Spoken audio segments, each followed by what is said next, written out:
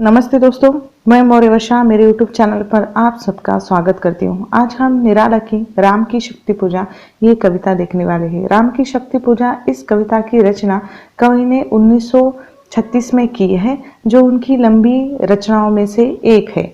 ठीक है, उनके काव्य संकलन अनामिका में भी ये संकलित है 1923 में, जिसका प्रकाशन हुआ है। 312 पंक्तियों की इस कविता में 5 खंड है। कविता की कथा पौराणिक है, परंतु निराला ने उसे सर्वथा मौलिक रूप में प्रस्तुत करने का या प्रासंगिक बनाने का प्रयत्न किया है। निराला ने इस पौराणिक कथानक के माध्यम से अन्याय पर न्याय, असत्य पर सत्य, अधर्म पर धर्म की विजय का वर्णन किया गया है। राम की शक्ति पूजा की कथा एक प्राचीन कथा है, किंतु संदर्भ आधुनिक है। राम की शक्ति पूजा इस कविता के बारे में कवि ने स्वयं लिखा है कि इस कविता की सार्थकता ताजगी आज वर्तमान युग में भी लागू पड़ती है। सीता का अपहरण हो गया है, रावण से युद्ध करने के लिए राम की शक्ति पूजा की जाती है। जहाँ स्त्री है वहाँ सृष्टि परिचायक है। यह सबसे दीर्घ काव्य है। प्राचीन कथानक के माध्यम से स्पष्ट है कि इसमें भाषा शैली, सौंदर्य, पक्षभाव भी इसमें प्रबल दिखाई देता है। सृष्टि का परिचालन माता ही करती है। यह कविता नाट्यमय ढंग से लिखी गई है। इसमें 3 चरण है। पहला चरण इसमें प्राचीन कथा बताता है, जो युद्ध की घोषणा हो गई है। दूसरे चरण में प्राचीन कथानक के माध्यम से रोज अपयश किस तरह आता है यह बताया है। और तीसरा ढंग जो नाट्य में मोड़ आता है, जो अंत में राम की शक्ति पूजा होती है। ठीक है, तो चलिए हम राम की शक्ति पूजा इस कविता की व्याख्या देख लेते हैं। रवि हुआ अस्त, ज्योति के पत्र पर लिखा अमर, यहाँ से लेकर जानकी भिरु उर आशा भर रावण समर, यहाँ तक की व्याख्या इस तरह है। सूर्य अस्त होते ही आज राम और रावण का युद्ध, जिसका जय पराजय का फैसला नहीं हुआ है, वह चल रहा है। वह आज का युद्ध इतिहास के पन्नों पर अंकित हो गया है। आज के युद्ध का परिणाम क्या रहा और युद्ध किस तरह का रहा, इस बारे में कवि लिखते हैं कि आज के युद्ध में बड़े तीक्ष्ण बाणों का प्रयोग किया, जिसको बड़े धैर्य से उनका सामना किया गया। सैकड़ों भालों का उपयोग इसमें हुआ और जिसके आवाज से नीले आकाश में भी ध्वनि गुंजित हो उठी थी।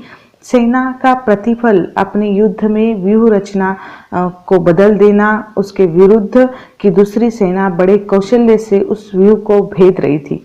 राक्षसों के विरुद्ध वानर सेना लड़ रही थी, जिनको पीछे धकेल रही थी। वानर बहुत ही क्रोध में आ रहे थे, इस कारण उनके मुंह से हूं हूं की आवाजें आ रही थी, अर्थात वे गर्जना कर रहे थे। यह सब श्री राम, जिनकी आंखें कमल जैसी कोमल थी, वे देख रहे थे और उनके आंखों से क्रोध की ज्वाला उमड़ रही थी, जिसके कारण वे लगातार अपने निशाने पर बाण चला रहे थे। घमंडी रावण के साथ श्री राम जो युद्ध कर रहे थे, बीते 2 प्रहर से श्री राम रावण को रोक रहे थे। यहाँ तक कि बराबरी का युद्ध हो रहा था कि अचानक लंकापति रावण अधिक शक्ति से वानर सेना को घायल कर रहे थे। रावण की इस शक्ति को देखकर श्री राम आश्चर्यचकित होकर एकटक रावण को देखते हैं। जिस श्री राम के बाणों में पूरे विश्व को जीतने की शक्ति है, वह इस समय रावण के सामने फीकी पड़ रही थी। उनके मन में अपने अस्त्र को निष्फल होने के भाव भी जागृत हो रहे थे। श्री राम का शरीर इस समय घायल हो गया था और उनकी हाथ की मुट्ठी बाण पर अभी भी कसी हुई थी। उनके शरीर के घावों से खून बह रहा था। रावण के प्रहार के सामने वानर सेना के दल का बल व्यर्थ हो रहा था। रावण के प्रहारों को रोकने में ये असफल हो रहे थे।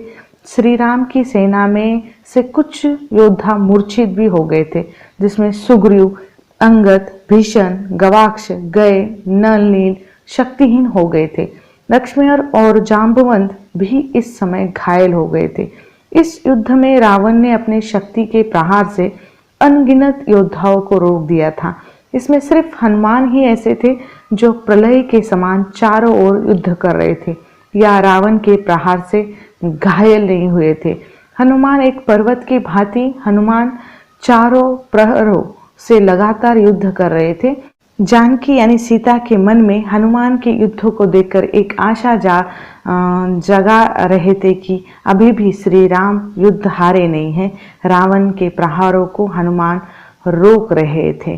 ठीक है, आगे की पंक्ति है, लोटे युगदल राक्षस पदतल, यहाँ से लेकर वानर दल आश्रय स्थल, यहाँ तक की व्याख्या इस तरह है। आगे की पंक्तियों में कवि ने आज के युद्ध का वर्णन किया है। आज के युद्ध के बाद सब लोग लौट रहे, राक्षसों के दल आज के युद्ध से बहुत खुश है, धरती हिल रही है और मानो उनके खुशी से गर्जना करने से आकाश भी व्याकुल हो रहा है। अपने श्री राम के चरणों की चिन्ह देखते हुए चल रही शिविर की ओर वानर सेना दुखी है, जैसे बूढ़े व्यक्ति की तरह आशाहीन होकर वह लौट रही है और वातावरण एकदम निराश है। जिस तरह कमल के फूल शाम के समय मुरझा जाते हैं, उसी प्रकार वानर सेना भी मुरझा गई है। लक्ष्मण चिंता से व्याकुल हो गए हैं और साथ संपूर्ण वानर सेना भी उनके पीछे चिंतित होकर चल रही है। सबसे आगे श्री राम चल रहे हैं, उनके कोमल मुलायम चरण वे धरती पर रख रहे हैं और राम का व्यक्तित्व का वर्णन यहाँ आता है। अब शिथिल पड़ गए हैं, जो कपड़ा अपने कमर पर वे बांधते थे वह कपड़ा भी ढीला पड़ गया है। श्री राम के सिर बांधे जाने वाली जटा मुकुट जो दृढ़ हुआ करती थी अब ढीली पड़ गई है, अर्थात जो लटे अब खुली पड़ी गई है और उनकी घनी जटाएं यानी केश पीठ भुजाओं छाती पर फैलकर अस्त व्यस्त हो गई है।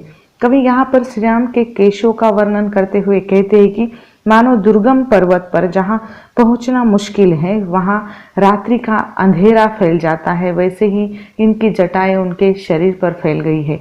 यहाँ राम को पर्वत कहा है। कवि ने राम के आंखों की तुलना तारों से की है, जिनमें अभी भी आशा की किरणें हैं, वे हार नहीं मान सकते।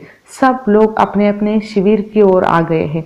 सुग्रीव, विभीषण, जाम्बवन आदि सभी धीरे धीरे चलते हुए जहाँ पर वानर सेना ने अपना डेरा डाल रखा था वहाँ पर आते हैं। वहाँ आकर सब लोग एकत्रित होने लगते हैं, जिनमें सेना नायकों के सेनापति अंगद, हनुमान, नल, गवाक्ष आदि भी है। सुबह के समय के युद्ध पर चर्चा करने या रणनीति बनाने के लिए अपने आश्रय स्थल पर एकत्रित हो गए हैं। आगे की पंक्तियां हैं, बैठे रघुकुल मणि श्वेतशिला, यहाँ से लेकर जीत सरोज मुख श्याम देश, यहाँ तक की व्याख्या इस तरह है। रघुकुलपति सफेद शिला पर बैठे हैं या पत्थर पर बैठे हैं। श्री राम के हाथ पांव धोने के लिए हनुमान जल लेकर आते हैं। अन्य वानर सेना सरोवर अथवा समुद्र की ओर गए और संध्या समय किया जाने वाला पूजा पाठ भी उन्होंने किया। फिर लौटकर सभा में या राम को घेर कर बैठ जाते हैं। उनके आदेश को मानने के लिए तत्पर है। श्री राम के पीछे लक्ष्मण खड़े हैं और सामने विभीषण, बलधीर, जाम्बवंत बैठे हैं। श्री राम के चरणों के पास हनुमान जी बैठे हैं। बाकी जो सेनापति दल के नेता है वे यथास्थान बैठे हुए हैं। सब लोग बैठकर कमल की शोभा को भी कम करने वाली तेजस्वी चेहरे को देख रहे हैं, यानी श्री राम के चेहरे को वो देख रहे। लेकिन उस तेजस्वी चेहरे पर इस समय थोड़ी उदासी छाई हुई है, क्योंकि आज के युद्ध ने उन्हें थोड़ा विचलित कर दिया है। आगे की पंक्तियां है, हे अमानिशा उगलता गगन, यहाँ से लेकर असमर्थ मानता मन उद्दत हो हार हार, यहाँ तक की व्याख्या इस तरह है। कवि कहते हैं कि अमावस्या की रात थी, आकाश में पूर्ण अंधकार छाया हुआ था, दिशाओं को पहचानने में कठिनाई हो रही थी। गर्मी की ऋतु में चलने वाली वायु भी नहीं रही थी। राम सागर तट पर बैठे थे, उनके पीछे विशाल सागर बिना रोक टोक के गर्जना कर रहा है। राम पर्वत के समान ध्यान में लीन है, वहाँ एकमात्र मशाल जल रही है। राम शांत है, किंतु एक संदेह उनके मन में बार बार उठकर उनको विचलित, जो मशाल जल रही है वो उनको बार बार रावण का युद्ध में विजय होने का डर सता रहा है या उनको विचलित कर रहा है। उनका हृदय आज तक की किसी शत्रु से दमित नहीं हुआ था, न उसकी शक्ति से थकित हुआ था। लाखों करोड़ों अवसरों पर किसी के समक्ष पराजित नहीं हुआ था, किसी को उस पर आक्रमण करने का साहस ही नहीं हुआ था। किंतु अब रावण के साथ युद्ध करने की बात सोचकर वह बार बार व्याकुल हो रहा है। राम का मन रावण से हार की संभावना जानकर युद्ध के लिए स्वयं को असमर्थ मान रहा है। ठीक है, अब आगे की पंक्तियां इस तरह है कि ऐसे क्षण अंधकार से लेकर चिर प्रफुल्ल मुख निश्चेतन। यहाँ तक की व्याख्या इस तरह है कि घने अंधकार में ऐसे क्षण में जैसे प्रकाशमान होकर पृथ्वी पर सीता की छवि साकार हो चुकी हो, ऐसा आभास होने लगा है। तभी उनको उपवन याद हो आता है, जहाँ सीता को रावण ने कैद करके रखा है जब वे प्रथम बार मिले थे। किस तरह उनके नयनों से नयन मिले थे और अब वह गोपनीय संभाषण भी उनको याद हो आता है जब सीता और जो राम के बीच हुआ था। जानकी के कमल नयन में क्षण भर के लिए वे सब भूल बैठे थे, सीता के ध्यान में लीन थे, लेकिन जैसे स्मृति उनकी जाग गई तो विश्व विजय की भावना उनके हृदय में आ जाती है। किस तरह संपूर्ण दिव्य में अगणित भावना उनके हृदय में आ जाती है और अगणित मंत्रपूत सकल देवदूत जैसे नभ में उड़ रहे हैं। राम देख रहे थे कि किस तरह राक्षस जल भरकर नभ में उड़ रहे हैं। ताड़का, सुबाहु, विराट, शीरस्त्रय, दूषण, खर आदि राक्षस थे। संपूर्ण नभ को व्याप्त करने वाली भीमाकाय मूर्ति आज रण में देखी थी। ज्योतिर्मय अस्त्र को वह क्षीण क्षीण कर रहे थे। उस क्षण में शंकाकुल हो गए थे सबके नयन। फिर क्या, सीता के जो राममय नयन थे वो वहाँ से, यानी जो वहाँ से खींच कर उभर गए थे, अर्थात उस छवि को देखकर, उस भीषण राक्षसों को देखकर फिर सुनाई देता है कि रावण का जोर जोर से हंसना याद हो आता है राम को। आशंका से उनके नयनों से दो पानी भरे बूंद गिर जाते हैं। दक्षिण दिशा की ओर जब वानर सेना विचरण कर रही थी, विश्राम धाम में सीता को देखा था। मारुति अपने राम के चरण के बाईं ओर बैठे थे। मारुति अपने प्रभु का नाम लेकर साधना में लीन होकर गदगद हो रहे थे। उस श्री राम के आंखों में या आंखों से निकले दो आंसू चरणों पर आकर पड़े हुए थे। नभ में किस तरह वो चमक उठे थे। शाम के समय भी ये चमक उठ रहे थे। हीरा नामक रत्न को देखकर ध्यान का तार हनुमान का वह टूट जाता है। उनका मन स्थिर हो जाता है। संदिग्ध भाव से अपनी दृष्टि ऊपर उठाकर देखते हैं। उस रत्न जड़ित हीरे में अपने प्रभु राम के कमल नयन देखकर उनका मन व्याकुल हो जाता है। इस समय व्याकुल श्री राम उन्हें दिखाई दे रहे हैं, इसलिए हनुमान भी थोड़ा जो दुखी हो जाते हैं। आगे की पंक्तियां इस तरह है, ये अश्रु राम के आते हैं, यहाँ से लेकर निश्चय होगा दूर रोध, यहाँ तक की व्याख्या इस तरह है। जैसे ही हनुमान के मन में विचार आता है कि प्रभु राम के ये आंसू है, उनका मन विचलित हो जाता है। उक्त पंक्तियों में निराला हनुमान जी के क्रोध का वर्णन करते हुए कहते हैं कि अपने प्रभु के आंखों के आंसुओं को देखकर वे अपना आकार बढ़ा देते हैं और पंच तत्वों को अस्त व्यस्त कर देते हैं। वे जानते हैं कि श्री राम के आंखों में आंसू माँ दुर्गा के कारण आए हुए, इस कारण वे उस शक्ति से भी युद्ध करने के लिए तैयार हो जाते हैं। हनुमान के मन की मानसिक संघर्ष का वर्णन यहाँ पर आता है। अब जो पवन पिता या जो पिता हनुमान के रहे, पवन देव से प्राप्त शक्ति के कारण उनके श्वसन में 50 तरह की वायु समा जाती है। यह संपूर्ण शक्ति में अपनी भुजाओं में भरकर वे आकाश में उड़ान कर लेते, वातावरण के सभी करुणा को, नमी को नष्ट कर देते हैं। सैकड़ों भौरे तरंगे लहरें पहाड़ों की तरह उठ रही थी और नष्ट हो रही थी। संपूर्ण जल राशि के लहरें एक दूसरे पर गिरकर पछाड़ खाकर गिर रही थी। हनुमान वायु तत्व को नष्ट करने के बाद जल तत्व को भी नष्ट कर देते हैं। उसके बाद धरती की सभी संधियों को वे अस्त व्यस्त कर रहे हैं। हनुमान जी अपने वेग, बल, शक्ति को बढ़ाते चले जा रहे हैं। वे किसी भी समय संसार को जीत सकते हैं, अपने समय और सीमा से भी परे पहुंच जाते हैं, अर्थात पंच तत्वों को जीत लेते हैं। इन पंच तत्वों में हनुमान जी जो प्रखर गर्जना करते हैं, वज्र जैसे बाहु वाले हनुमान जी भयंकर तेज को धारण किए हुए हैं और वे क्रोध के साथ उस महाशक्ति और शिव के निवास के पास पहुंच जाते हैं, जहां माँ शक्ति और शिव रहते हैं या निवास करते हैं। रावण की महिमा बनी हुई है शक्ति, जो अंधकार को नष्ट करने में समर्थ है, लेकिन अब वह रावण के भयंकर पूजा के कारण उनके साथ खड़ी हुई है। शिव की शक्ति जिसकी पूजा 10 स्कंद वाले रावण ने की है, श्री राम द्वारा पूजा की गई उसके जैसे पवित्र हनुमान जी बड़े ही दृढ़ और अटल है। संपूर्ण आकाश को निगलने के लिए वे तत्पर और निरंतर आगे बढ़ते हैं। इस महानाश को देखकर या हनुमान के इस रौद्र रूप को देखकर जो हमेशा स्थिर रहने वाले शिव भी चंचल हो जाते हैं। कभी यहाँ हमें उस पौराणिक घटना की याद करवा देते हैं जब माँ दुर्गा ने काली का रूप धारण किया था और वह भयंकर क्रोधित थी। माँ दुर्गा का क्रोध शांत करने के लिए शिव उसके रास्ते से उसके रास्ते में लेट जाते हैं, जिससे माँ काली के पैर के तले कुचल जाते हैं और माँ काली क्रोध या उसका क्रोध शांत हो जाता है। माँ दुर्गा को शिव विनती करते हैं कि हे देवी, इस समस्या का समाधान करो। ये कोई साधारण वानर नहीं है, ये हमारे शक्ति से उत्पन्न महाबली हनुमान है। यह वीरों का वीर है जो कभी भी मोह माया श्रृंगार में डूबा नहीं है। ये मोह माया और श्रृंगार से दूर रहा है, आजीवन ब्रह्मचर्य में रहा है। श्री राम द्वारा की गई पूजा अर्चना का ही यह एक रूप है, उसी की तरह पवित्र है। इसका शरीर भी कभी नष्ट नहीं हो सकता। यह 11वें रुद्र है जो मर्यादा पुरुषोत्तम के अनन्य और सर्वोत्तम भक्त है, दिव्य शक्तिशाली है। हे देवी, तुम अगर इन पर प्रहार करोगी तो तुम्हारी विषम हार होगी। शिव शक्ति को कहते हैं कि अब तुम विद्या का साथ दो और इनके मन को शांत करो, तब ये शांत हो जाएंगे और निश्चित ही यह जो संकट है वह टल जाएगा।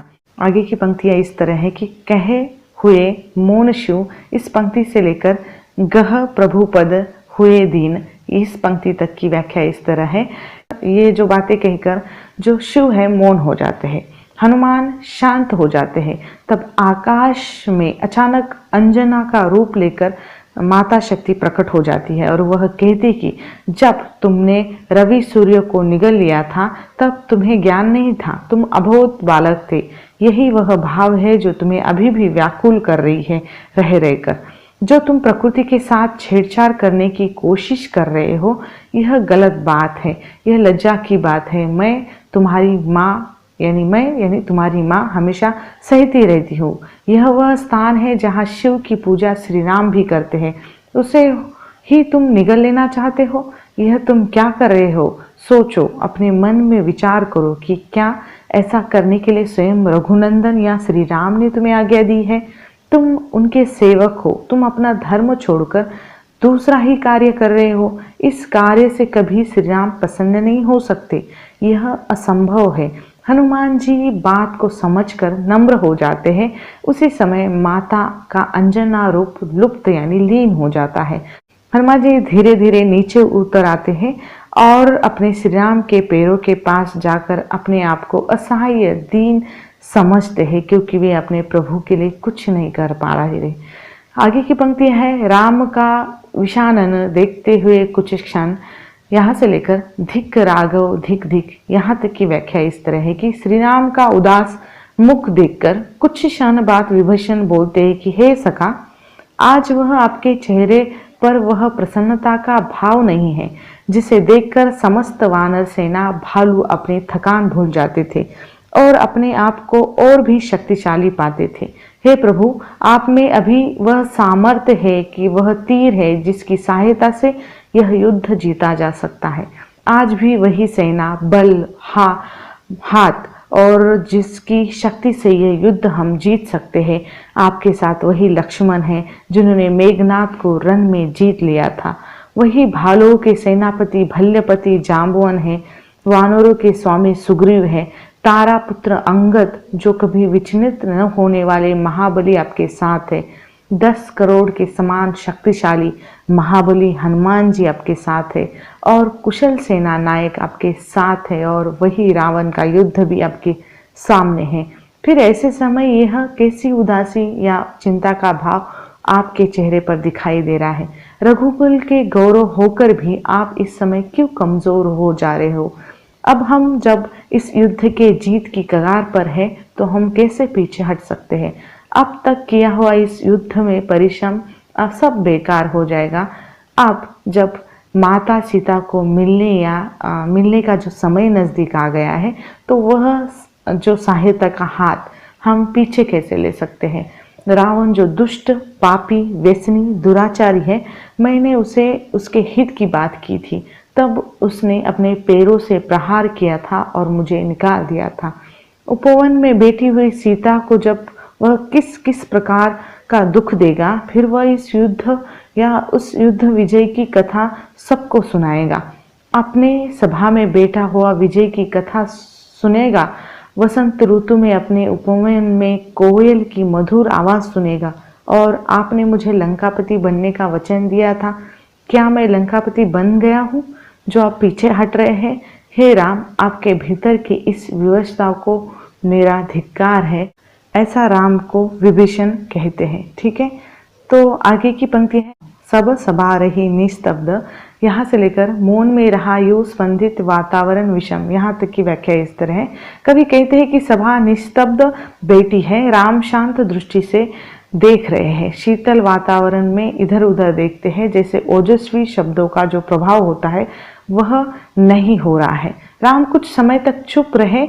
उसके पश्चात रघुवंश शिरोमणि राम ने अपने स्वाभाविक कोमल स्वर में अपने सहयोगियों से कहा कि हे मित्रों, इस युद्ध में हम विजयी नहीं होंगे। यह युद्ध मनुष्यों और वानरों तथा राक्षसों के बीच होने वाला युद्ध नहीं रहा है। इस युद्ध में रावण के आह्वान पर महाशक्ति देवी दुर्गा उसके साथ सम्मिलित हो गई है। जो पक्ष अन्याय कर रहा है, महाशक्ति का आशीर्वाद साथ उसको ही प्राप्त हो रहा है। ये कहते हुए राम के नेत्र छलछला उठे। उनकी आंखों से आंसुओं की कुछ बूंदें धरती पर टपक पड़ी। उनका गला संध गया था, वह आगे कुछ बोल नहीं पा रहे थे। राम को व्यथित और व्याकुल होकर देखकर उनके सहयोगी या उनके साथी भी कुछ न बोल सके। प्रबल तेजस्वी लक्ष्मण को तेज उनका धराशायी हो गया था। हनुमान ने राम के दोनों चरण पकड़ लिए। जाम्बवन ने अपने भुजा दंडकों को दबाया और अविचलित रहे। समस्त भाव और स्थितियों को समझते हुए सुग्रीव व्याकुल हो उठे। राम की यह अवस्था देखकर कार्यक्रम जो निश्चित सा करते हुए जैसे विभीषण के हृदय को गहरी चोट लगी। कोई कुछ भी बोल नहीं सक रहा था। इस प्रकार वहां के असामान्य वातावरण पर मौन छा रहा था। वातावरण की असामान्य व्यवस्था को वहां का मौन व्यक्त कर रहा था। आशय यह है कि सभी को चुप देखकर लग रहा था कि वातावरण सामान्य नहीं है। आगे की पंक्ति है, निज सहज रूप में संयत हो, यहाँ से लेकर मुक्त जो बंधा में हुआ त्रस्त, यहाँ तक की व्याख्या इस तरह है। कभी आगे कहता है कि राम व्यथित थे किंतु उन्होंने स्वयं को नियंत्रित किया। वह संयमित न होकर अपने स्वाभाविक रूप में आ गए।